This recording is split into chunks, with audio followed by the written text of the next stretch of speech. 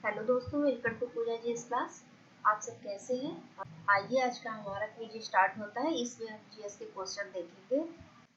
Question number 1 देखते हैं। निम्नलिखित में से कौन सा एक प्रक्रम दीर्घ तरंग विकिरण का भाग नहीं है? ऑप्शन देखते हैं। ए चालन, बी प्रकीर्णन, सी संवहन, डी विकिरण। देखिए, दीर्घ तरंग विकिरण पृथ्वी से निकलने वाली ऊर्जा है। यह एक अनुपयोगी अवरक्त विकिरण है जो पृथ्वी से उत्सर्जित होकर थर्मल विकिरण के रूप में अंतरिक्ष तक जाती है। दिए गए प्रक्रमों में से चालन दीर्घ तरंग विकिरण का भाग नहीं है, तो इसका ऑप्शन सही होगा ऑप्शन नंबर ए चालन। अगला क्वेश्चन देखते हैं। क्वेश्चन नंबर 2, निम्नलिखित में से किस नदी से गरसोप्पा जलप्रपात बनता है? ऑप्शन देखते हैं। ए लोहित, बी तुंगभद्रा, सी शरावती, डी कृष्णा। देखिए, गरसोप्पा जलप्रपात को जोग प्रपात भी कहा जाता है। यह कर्नाटक राज्य के सागरा नामक स्थान पे शरावती नदी पे स्थित है। यह मुख्यतः 4 छोटे छोटे जलप्रपातों राजा राकेट, रोरर एवं दाम लाचे से मिलकर बना है। शरावती नदी 253 मीटर की ऊंचाई से गिरकर गरसोप्पा जलप्रपात का निर्माण करती है, तो इसका ऑप्शन सही होगा ऑप्शन नंबर सी शरावती। अगला क्वेश्चन देखते हैं। क्वेश्चन नंबर 3, कर्क रेखा निम्नलिखित में से किस देश से होकर गुजरती है? ऑप्शन देखते हैं। ए उत्तरी सूडान, बी चाड, सी माली, डी यमन। देखिए, उत्तरी गोलार्ध में 23.5 उत्तरी अक्षांश रेखा को कर्क रेखा कहा जाता है। सूर्य के उत्तरायण होने की स्थिति में 21 जून को सूर्य की किरणें कर्क रेखा पर लंबवत पड़ती है। यह रेखा विश्व के 16 देशों से गुजरती है। वो कौन कौन से देश है? Mexico, Algeria, Mauritania, Libya, Mali, पश्चिमी Sahara, Myanmar, Oman, Bangladesh, Bharat, सऊदी अरब, चीन, संयुक्त अरब अमीरात, ताइवान एवं बहामास से होकर गुजरती है। तो दिए गए विकल्प में उत्तरी सूडान, चाड एवं यमन कर्क रेखा के दक्षिणी भाग में स्थित है।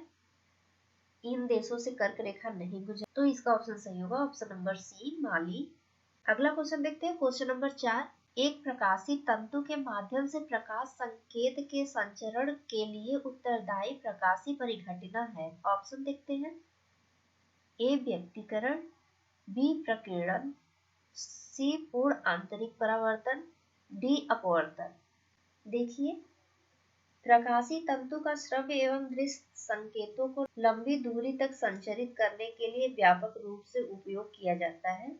प्रकाशी तंतु में प्रकाश संकेत संचरण के लिए पूर्ण आंतरिक परावर्तन की परिघटना उत्तरदायी है। जब प्रकाश के रूप में कोई संकेत उचित कोण पर तंतु के सिरे पर दिष्ट होता है, तब उसकी लंबाई के अनुदिश बार बार पूर्ण आंतरिक परावर्तन होता है तथा अंततः सिरे से बाहर निकल आता है। क्योंकि प्रत्येक चरण में प्रकाश का पूर्ण आंतरिक परावर्तन होता है, इसलिए प्रकाश का संकेत की तीव्रता में कोई विशेष हानि नहीं होती। तो इसका ऑप्शन सही होगा ऑप्शन नंबर सी पूर्ण आंतरिक परावर्तन। अगला क्वेश्चन देखते हैं। क्वेश्चन नंबर 5, मध्य अक्षांश क्षेत्रों के मौसम में दैनिक परिवर्तन होने का कारण है। ऑप्शन देखते हैं। ए ऊर्ध्वगामी वायु एवं संवहन, बी अधोगामी वायु एवं संवहन, सी अभिवहन, डी विकिरण। देखिए, मध्य अक्षांश क्षेत्रों में मौसम में दैनिक परिवर्तन होने का मुख्य कारण अधोगामी वायु चालन है। अधोगामी वायु एवं चालन के कारण तापमान में निरंतर परिवर्तन होते रहते हैं। अधोगामी हवाएं मुख्यतः उच्च स्थानों से निम्न स्थानों की ओर प्रवाहित होती हैं, जो स्थानीय स्तर पर दैनिक तापमान में परिवर्तन लाती है। चिनूक एवं सांता अन्ना मुख्यतः अधोगामी हवाएं हैं जो दैनिक तापमान को प्रभावित करने में महत्वपूर्ण भूमिका निभाती है। तो इसका ऑप्शन सही होगा ऑप्शन नंबर अधोगामी वायु एवं चालन। अगला क्वेश्चन देखते हैं। क्वेश्चन नंबर 6, निम्नलिखित में से कौन सा एक जनसंख्या के घनत्व के आधार पर भारतीय राज्यों 2011 की जनगणना के अनुसार सही आरोही क्रम है? ऑप्शन देखते हैं।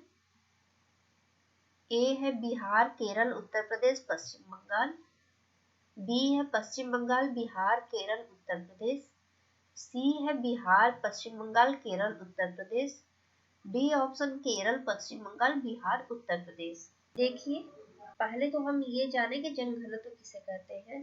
प्रति वर्ग किलोमीटर क्षेत्र में निवास करने वाले जनसमूह को जनघनत्व कहा जाता है।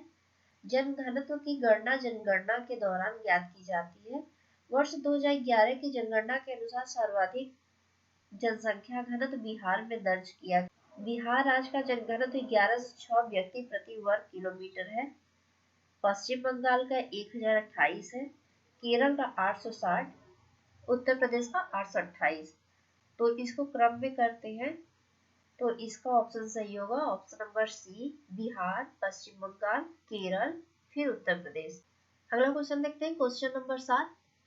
भारत की निम्नलिखित प्रमुख नदी द्रोणियों में से कौन सी अल्पतम लंबाई की है और जलग्रहण क्षेत्र के आधार पर लघुत्तम है?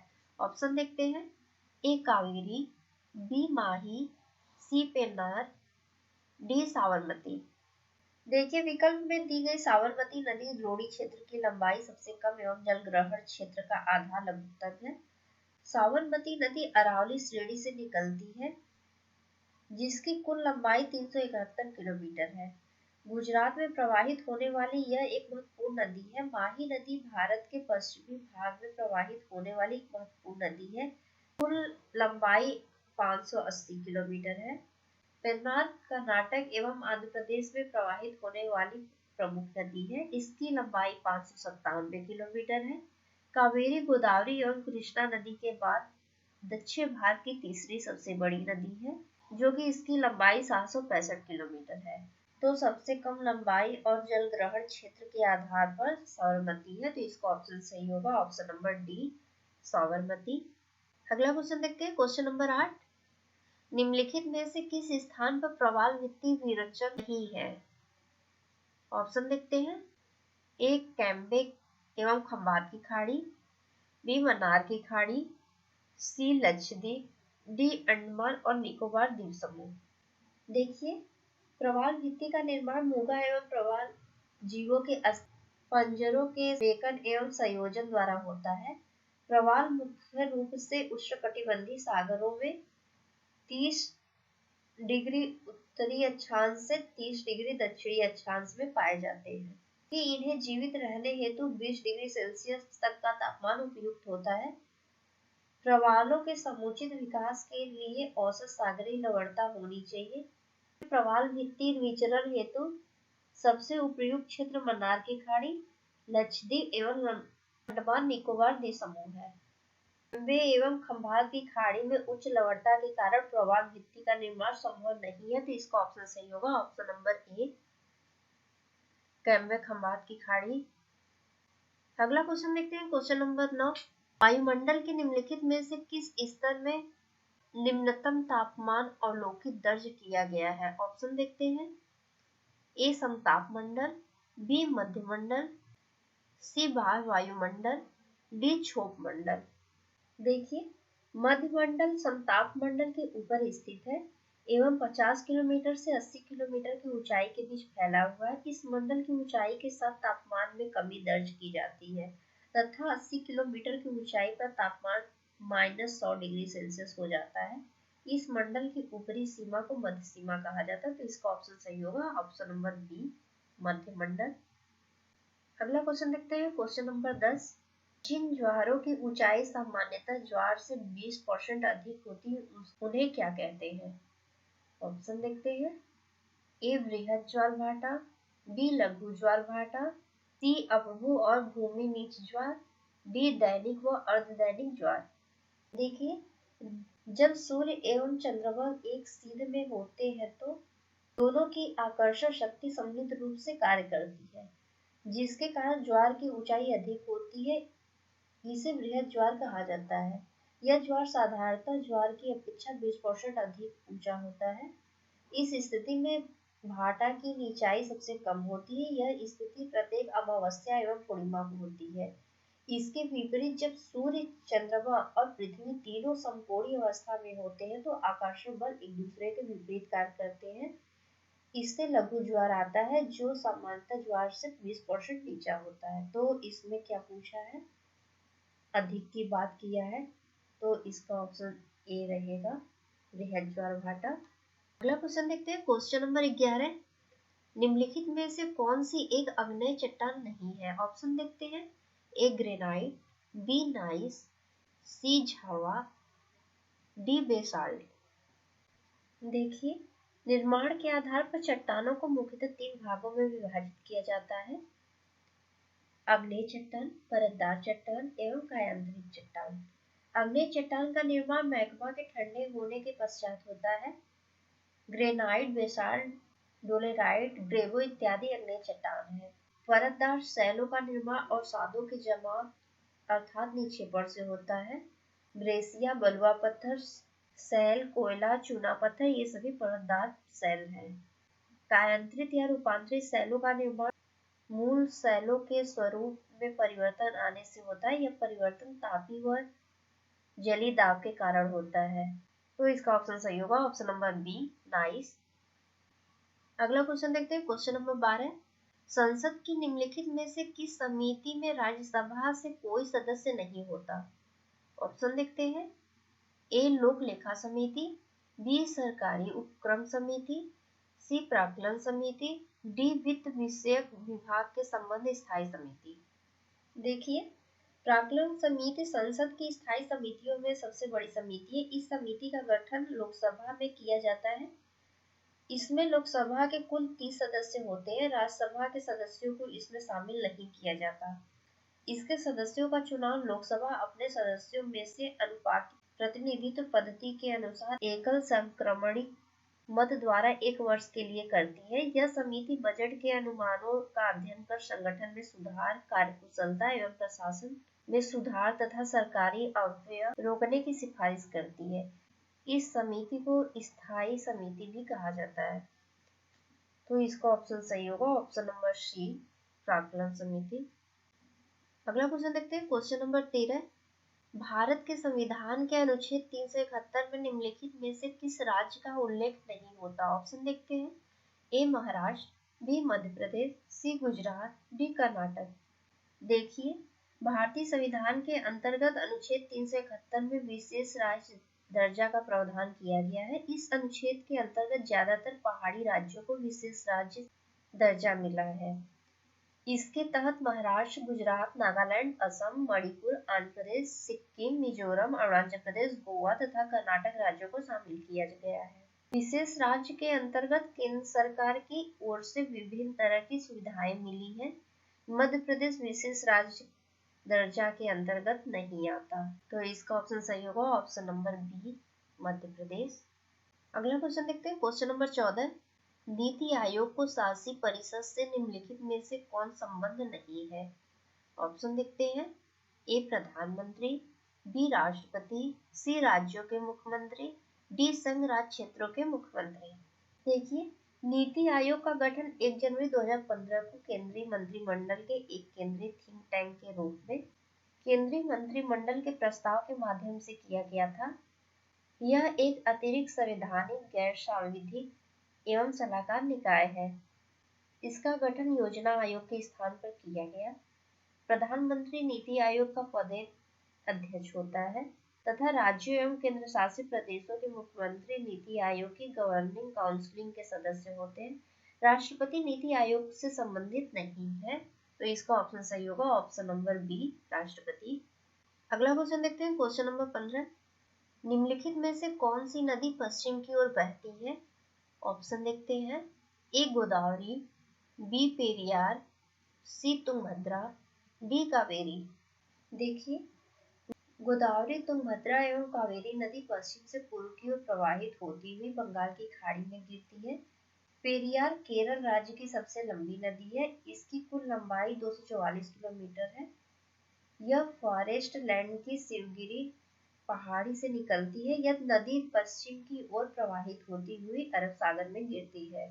आर्थिक दृष्टिकोण से पेरियार केरल की महत्वपूर्ण नदी है। तो इसका ऑप्शन सही होगा, ऑप्शन नंबर बी पेरियार। अगला क्वेश्चन देखते हैं, क्वेश्चन नंबर 16। भारत के संविधान के बारे में निम्नलिखित कथनों में से कौन सा एक सही है? ऑप्शन है। ए इसे दिसंबर 1946 से दिसंबर 1949 के बीच तैयार किया गया था। बी ऑप्शन है संविधान के प्रारूपों द्वारा। सी विश्व के संविधान का प्रलेख है। डी दिसंबर 1949 में प्रारूपण पूरा होने के बाद पूरी तरह परिवर्तित। देखिए, संविधान सभा ने 9 दिसंबर 1946 को अपनी पहली बैठक आयोजित की तथा संविधान के अंतिम मसौदे को 26 नवंबर 1949 को संविधान सभा द्वारा अपनाया गया। डॉक्टर अंबेडकर ने विधानसभा में संविधान के अंतिम मसौदे की शुरुआत की थी। 4 नवंबर 1948 को संविधान सभा में इस पर एक पहली आम चर्चा प्रारंभ हुई थी। भारत के संविधान में लिखित सबसे बड़ा संविधान है, तो इसका ऑप्शन सही होगा ऑप्शन नंबर ए। इसे दिसंबर 1946 से दिसंबर 1949 के बीच तैयार किया गया। अगला क्वेश्चन देखते हैं, क्वेश्चन नंबर 17। कांग्रेस में इनमें से किसने समाजवादी दृष्टिकोण का प्रतिनिधित्व किया था? ऑप्शन देखते हैं, ए राजेंद्र प्रसाद, बी नरेंद्र देव, सी मौलाना आजाद, डी सरदार पटेल। देखिए, कांग्रेस में समाजवादी दृष्टिकोण का प्रतिनिधित्व आचार्य नरेंद्र देव ने किया था। ये भारत के प्रसिद्ध विद्वान, समाजवादी विचार, शिक्षा शास्त्री तथा देशभक्त थे। ये वर्ष 1916 से 1948 तक ऑल इंडिया कांग्रेस कमेटी के सदस्य रहे। देश की आजादी के लिए ये कई बार जेल भी गए। नरेंद्र देव ने वर्ष 1930 में नमक सत्याग्रह तथा वर्ष 1940 में व्यक्तिगत सत्याग्रह आंदोलन में भाग लिया। वर्ष 1934 में इन्होंने जयप्रकाश नारायण तथा डॉक्टर राम मनोहर लोहिया तथा अन्य सहयोगी के साथ कांग्रेस सोशलिस्ट पार्टी की स्थापना की। वर्ष 1934 में इन्होंने जयप्रकाश नारायण तथा डॉक्टर राम मनोहर लोहिया तथा अन्य सहयोगी के साथ कांग्रेस सोशलिस्ट पार्टी की स्थापना की। वर्ष 1934 में हुए प्रथम अधिवेशन के अध्यक्ष आचार्य नरेंद्र देव ही थे। समाजवादी आंदोलन में इनका स्थान महत्वपूर्ण रहा। ये मार्क्सवादी, समाजवाद तथा बौद्ध दर्शन के प्रखर विद्वान थे, तो इसका ऑप्शन सही होगा ऑप्शन नंबर बी नरेंद्र देव। अगला क्वेश्चन देखते हैं, क्वेश्चन नंबर 18। इंडियन डॉल्फिन जो दुनिया का एक विरल स्तनपायी है, भारत में मुख्य रूप से निम्नलिखित में से किस नदी में पाई जाती है? ऑप्शन देखते हैं, ए गंगा, बी कावेरी, सी ब्रह्मपुत्र, डी ब्यास। देखिए, इंडियन डॉल्फिन प्रजातियों में दुर्लभ है जो मुख्य रूप से गंगा नदी में पाई जाती है। गंगा भारत की सबसे महत्वपूर्ण नदी है। यह भारत एवं बांग्लादेश में कुल मिलाकर लगभग 2500 किलोमीटर की दूरी तय करते हुए बंगाल की खाड़ी में गिरती है, तो इसका ऑप्शन सही होगा ऑप्शन नंबर ए गंगा नदी। अगला क्वेश्चन देखते हैं, क्वेश्चन नंबर 19। इनमें से कौन बुद्ध की धात्री माँ थी? ऑप्शन देखते हैं, ए पूर्णा, बी गजलक्ष्मी, सी माया, डी महाप्रजापति गौतमी। देखिए, गौतम बुद्ध की मौसी व दत्तक माँ महाप्रजापति गौतमी कौली राज्य की राजकुमारी थी।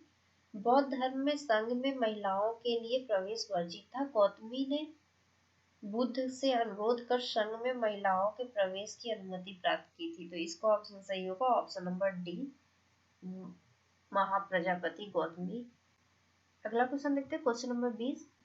पत्थर पर बनी उभारदार मूर्तिकला के रूप में स्वर्ण से गंगा नदी के अवतरण का चित्र कहाँ किया गया है? ऑप्शन देखते हैं, ए एलोरा, बी महाबलीपुरम, सी सांची, डी अमरावती।